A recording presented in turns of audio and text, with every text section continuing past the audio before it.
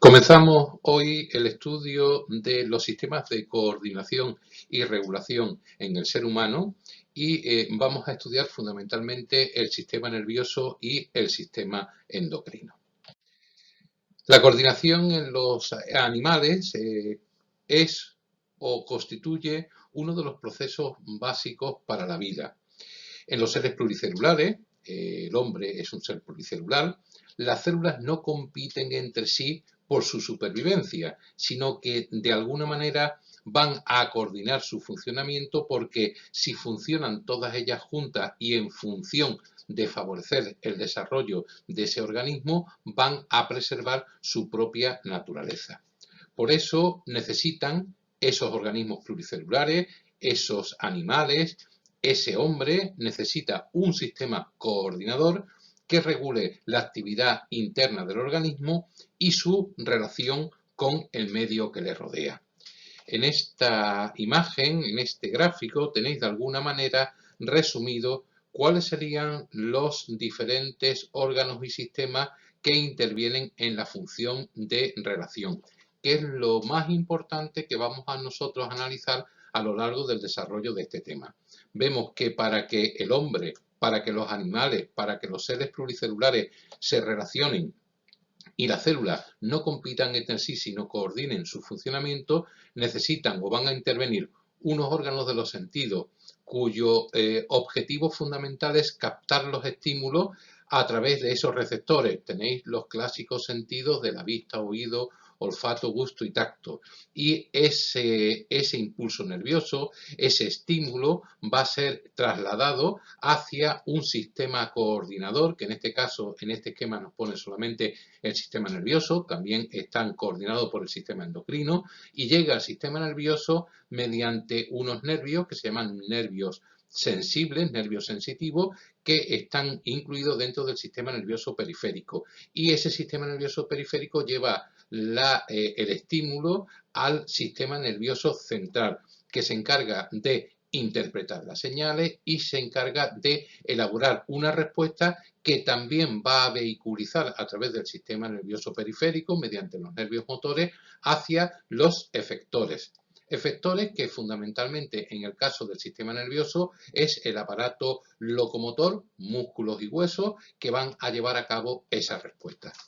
Todo esto necesita un sistema de coordinación para que las células favorezcan el desarrollo y la supervivencia del ser pluricelular. ¿Cuáles son las principales etapas que vemos nosotros en la función de relación? Bueno, pues ya la he explicado, la he comentado de una manera desorganizada en el esquema anterior. Aquí lo tenemos más organizado. La primera etapa sería la etapa de percepción. Existen unos receptores específicos que van a recibir cambios internos o externos que son estímulos. Y esos estímulos, en la segunda etapa, tienen que ser vehiculizados, integrados e interpretados o bien por el sistema nervioso o bien por el sistema endocrino, que van a elaborar una determinada respuesta. Y esa determinada respuesta constituye la tercera etapa de la función de relación. Son respuestas adecuadas al estímulo que se ha captado por el receptor, que van a órganos efectores que ejecutan esa respuesta. El esquema que está situado aquí a la derecha explica claramente cuáles son estas etapas de la función de la regulación y hace un pequeño guiño para que entendamos cómo se va a regular, cosa que veremos más detenidamente cuando hablemos del sistema endocrino. Pero todo es exactamente igual. La primera etapa es la percepción del estímulo por un receptor adecuado y ese receptor va a producir un impulso. Impulso que va a ser integrado o bien en el sistema nervioso central, que es un sistema de coordinación, o bien en el sistema endocrino, en concreto en una glándula endocrina. Cualquiera de los dos produce y reconoce, integra y elabora una respuesta.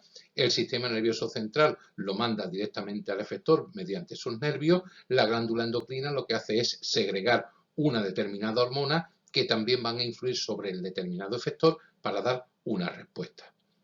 Atentos y vemos una cosita que simplemente la adelanto y es que esta respuesta, aparte de ser la respuesta pertinente, consecuencia del estímulo, a su vez va a servir para regular todo este sistema mediante un mecanismo que se llama mecanismo de retroalimentación o mecanismos de feedback. ¿Por qué? Porque esta respuesta, por un lado, puede frenar el impulso, por otro lado, puede anular el receptor, inclusive puede competir con el estímulo o va a ir directamente al sistema nervioso central o al sistema endocrino con el objetivo de inhibir esa respuesta y de que no sea una respuesta demasiado exagerada.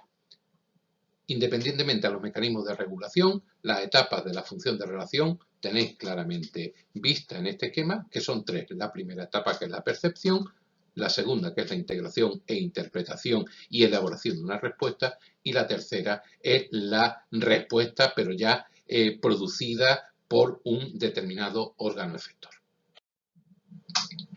Vamos a poner un ejemplo. Aquí tendréis lo que sería una función de relación a una determinada respuesta. Aquí tenemos el sensor o receptor, que por una vía aferente lo lleva al centro nervioso pertinente, que por una vía eferente produce un determinado efecto. El receptor pues puede ser, por ejemplo, el ojo, que ante un determinado estímulo visual es capaz de, mediante la vía nerviosa sensitiva, mandar el impulso al cerebro. Ese cerebro elabora una respuesta y esa respuesta, mediante la vía nerviosa motora, mediante esa vía eferente, van al efector, que dependiendo del sistema que vaya, o va a producir una determinada actividad motora, poniendo en actividad músculos, huesos y articulaciones, o bien va a ir a una glándula endocrina y va a producir una determinada secreción hormonal. Veamos esto con un ejemplo. Imaginaros que vais paseando por un campo en una mañana de estas de primavera y veis un cerezo que ya ha florecido y que tiene unas hermosas cerezas en el árbol. El ojo es el que aprecia esas cerezas, sería el receptor de ese estímulo y lleva esa imagen visual de esas cerezas maduras a el cerebro por vía nerviosa sensitiva, por la vía sensible. Nervio óptico que va directamente por los pares craneales hacia la región visual, que como veremos está situada a nivel occipital. El cerebro elabora, primero asimila esa imagen como bonita, como apetecible, como deseable y le apetece comer cereza. Y al comer cereza, pues dice, pues voy a coger y voy a intentar coger algunas cerezas del árbol sin destrozar mucho y de esta manera pues apaciguar mi apetito, mi falta de glucosa y esa imagen tan llamativa que tiene la cereza en el árbol. Pero me doy cuenta de que para llegar a la cereza pues necesito saltar una valla. El dueño del cerezo no quiere que le quiten la cereza y han puesto una valla. Para saltar esa valla, mi cerebro elabora una respuesta por vía nerviosa, pone en tensión determinados músculos y determinados huesos que lo ponen en actividad, que nos ayudan a saltar la verja y de esa manera pues coger esas cerezas que nos apetecen pero que no debíamos de coger. Ahí tenéis un claro proceso de la función de relación. Sin ejemplos de cereza, pues en este esquema lo tenéis perfectamente resumido. La percepción de un determinado estímulo mediante un esteroreceptor o inclusive mediante un receptor interno produce una transmisión de ese impulso sensible que se integra en el sistema nervioso y elabora una respuesta que mediante una transmisión motora se lleva a un órgano efector que produce una respuesta generalmente de movimiento, contrayendo células musculares de manera rápida, puntual y de acción inmediata. La coordinación en animales, pues como llevo diciendo desde el principio, se va a estar producida fundamentalmente por el sistema nervioso y el sistema endocrino. Son los encargados de mantener el equilibrio interno en los animales y de mantener el equilibrio interno en el humano. Por eso, en esta lección, en este tema 5, estudiamos tanto el sistema nervioso como el sistema endocrino como sistemas de coordinación. Pero no son sistemas aislados. Son sistemas que se encuentran coordinados, que se encuentran relacionados. Existe una coordinación que se llama coordinación neuroendocrina. Esa coordinación neuroendocrina, es decir, esa mezcla del sistema nervioso con el sistema endocrino, se lleva fundamentalmente a dos niveles. A nivel del hipotálamo, que es una parte específica del cerebro que tiene actividad endocrina, y también a nivel de una prolongación del diencéfalo que está contenida en la silla turca, que se llama hipófisis y que posee una porción glandular, adenohipófisis, que va a producir hormonas tal cual, y que también tienen otra parte nerviosa, que es la neurohipófisis, que va a producir una serie de secreciones cerebrales. Luego, la coordinación en el humano, la coordinación en los animales se lleva a cabo por el sistema nervioso, por el sistema endocrino y por una coordinación de ambos sistemas. En el caso del sistema nervioso humano, pues prácticamente es lo mismo que acabamos de decir. El sistema nervioso humano se encarga de recibir los estímulos captados por determinados receptores, mire usted, por receptores externos, por receptores que están en la piel, por receptores sensibles o sensibles a la temperatura, al tacto, o mire usted también por receptores internos que están contenidos en el propio intestino.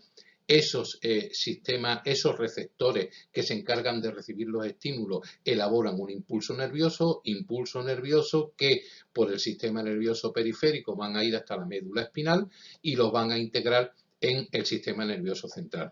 Y es ese sistema nervioso central el que se encarga de dar órdenes para elaborar una determinada respuesta que va a ser una respuesta muscular que también es vehiculizada por el sistema nervioso periférico.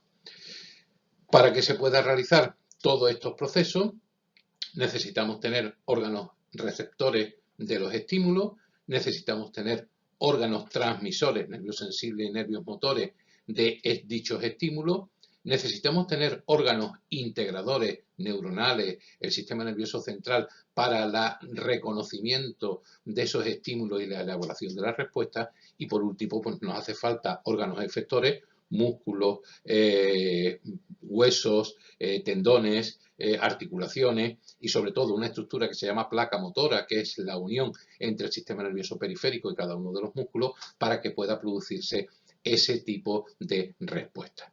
Luego, si veis bien que el sistema nervioso humano es un sistema nervioso mucho más complejo que del resto de los animales, es un sistema nervioso que va a tener las mismas fases.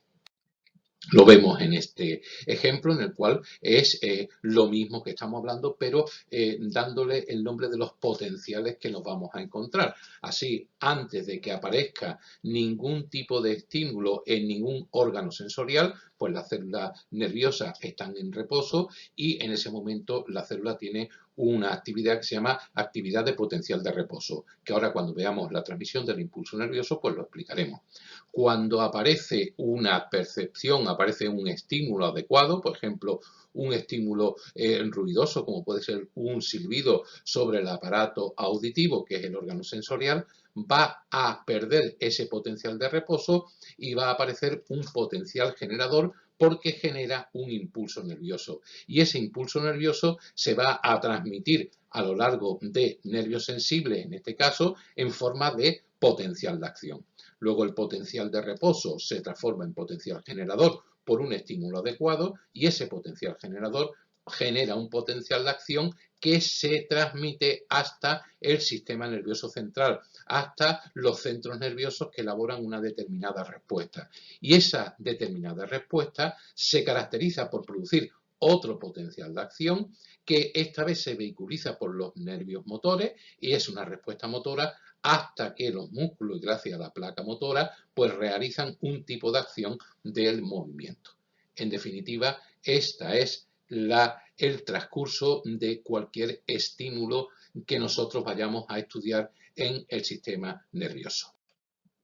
Sistema nervioso humano es un sistema que es el responsable del comportamiento de los humanos, que es el responsable de la memoria, de los recuerdos, de las acciones, de determinados movimientos y que tiene el aspecto que estáis viendo en esta diapositiva. Estas serían las neuronas, aquí tendríamos los axones o cilindroejes y esto formaría lo que sería la sustancia gris y esto sería la sustancia blanca.